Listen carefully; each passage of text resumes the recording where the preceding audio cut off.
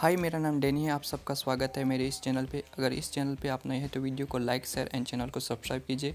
कल मैं थोड़ा सा बिजी था क्योंकि कल मैं खेतों में गन्नों को पानी पिला रहा था। जर्मन ओपोजिशन मतलब बारसा के लिए मौत का फरमान। जर्मन आते बारसा के लिए काल बन के और वो बारसा को नॉक करके चले जाते हैं। और इस बार थी आइंट्रैक्ट फ्रैंकफर्ट।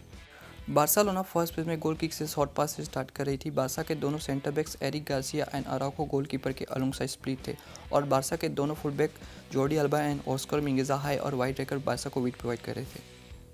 फ्रैंकफर्ट फर्स्ट पेज में फ्रंट थ्री के साथ प्रेस कर रही थी। फ्रैंकफर्ट के फ्रंट थ्री डेडिकेटली प्रेस नहीं कर रहे थे बारसा के सेंटर बैक्स को। फ्रैंकफर्ट के फ्रंट थ्री की पोजिशनिंग देखा तो उनकी पोजिशनिंग सेंटर और नैरो थी और वो पीछे रहकर कवर कर रहे थे बारसा के मिडफील्ड को। फ्रैंकफर्ट के फ्रंट थ्री की पोजिशनिंग सेंटर और नैरो होने की वजह से बारसा का पिवट और जो ड्रॉपिंग मिडफील्डर था पेड्री, वो फ्रंट थ्री के पीछे बॉल रिसीव नहीं कर पा रहे थे एंड बारसा फोर्स हो रही थी वाइड से गेम बिल्ड करने के लिए। वाइड जोन में बॉल एक्टिव हो जाने के बाद फ्रैंकफर्ट का विंगर रेडी था अराउखो को प्रेस करने के लिए और जो फ्रैंकफर्ट के स्पेयर मिडफील्डर थे वो भी रेडी थे बारसा के फुलबैक और पेड्री को क्लोज डाउन करने के लिए। सो अराउखो फोर्स हो रहा था गोलकीपर को बैक पास करने के लिए। फ्रैंकफर्ट ने बारसा के पिवट सर्जियो बुस्केट्स को कवर शेडो करके रखा था एंड बार्सिलोना वाइड से भी गेम बिल्ड नहीं कर पा रही थी। सो बारसा का गोलकीपर फोर्स हो रहा था लॉन्ग बॉल अटेम्प्ट करने के लिए। ओपन प्ले में फ्रैंकफर्ट 5-2-3 फॉर्मेशन में खेल रही थी जब हाफ वे लाइन से थोड़े से आगे होते थे। फ्रैंकफर्ट के जो विंगर थे वो कवर शेडो कर रहे थे बारसा के offensive midfielder Pedri and Gavi को एंड जो बारसा का पिवट था सर्जियो बुस्केट्स वो कवर शेडो हो रहा था फ्रैंकफर्ट के नंबर 9 से।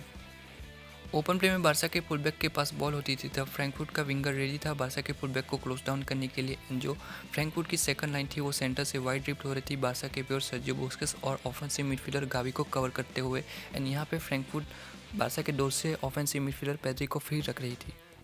जब फाइनल थर्ड में बॉल मूव हो रही थी तब फ्रैंकफर्ट 5-4-1 फॉर्मेशन में शिफ्ट हो रही थी। फ्रैंकफर्ट के विंगर ड्रॉप इन करके सेकंड लाइन को ज्वाइन कर रहे थे फ्रैंकफर्ट की। सो इस तरह से फ्रैंकफर्ट 5-4-1 फॉर्मेशन में शिफ्ट हो रही थी जब फाइनल थर्ड में बॉल एक्टिव होती थी।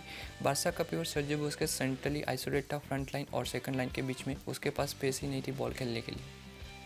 फ्रैंकफर्ट की front three central and compact थी एंड वो बहुत ही रेयर चांसेस होते थे जहाँ पर फ्रैंकफर्ट की जो सेकंड लाइन थी वो स्प्लिट हो रही थी एंड जो ऑफेंसिव मिडफील्डर था वो सेकंड लाइन के पीछे बॉल रिसीव कर रहा था।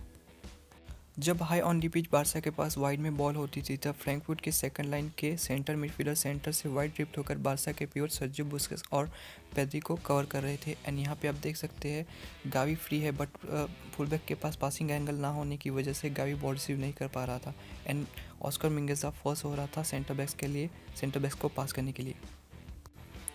जब फ्रैंकफर्ट का वाइड में फील्डर आउट ऑफ पोजीशन होता था बारसा के पुल बैक को प्रेस करने के चक्कर में तब गावी उस स्पेस को ऑक्यूपाई कर रहा था बट वहाँ पे फ्रैंकफर्ट का सेंट्रल डिफेंडर रेडी था गावी को प्रेस करने के लिए।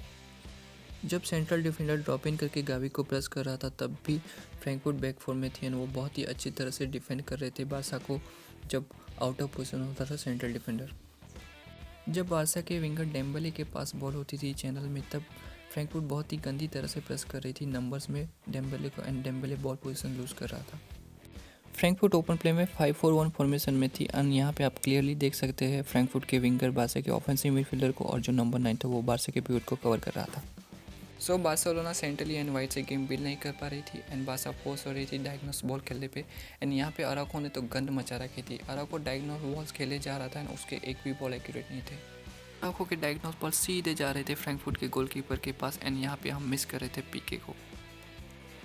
जब बारसा के पास वाइड जोन में बॉल होती थी तब फ्रैंकफर्ट की मिडफील्ड और डिफेंस वाइड ट्रैक हो रही थी बट उन्होंने इतने सारे प्लेयर्स कमिट कर दिए थे वहाँ से बॉल ही स्विच नहीं हो रही थी बारसा से एंड यहाँ पे आप डेम्बले को देख सकते हैं वो राजू के पोस्ट में खड़ा था बॉल रिसीव करने के लिए। बॉल आएगी बट बॉल ही नहीं आ रही थी। जब high on the pitch Barça का विंगर डेम्बले बॉल रिसीव कर रहा था तब फ्रैंकफर्ट नंबर्स में डिफेंड कर रही थी एंड डेम्बले के पास कोई रास्ता ही नहीं था आगे जाने का। Same situation left hand side पे हो रही थी फेरान तोरेस के साथ। अब बात करते हैं फ्रैंकफर्ट की। फ्रैंकफर्ट का क्लियर एम था गोलकीपर सेंटर बैक को बॉल देगा एंड सेंटर बैक खेलेगा लॉन्ग बॉल एंड जब बारसा बॉल पोजीशन लूज करेगी मिडल में तब टर्न ओवर पे बारसा को काउंटर पे हिट करेंगे।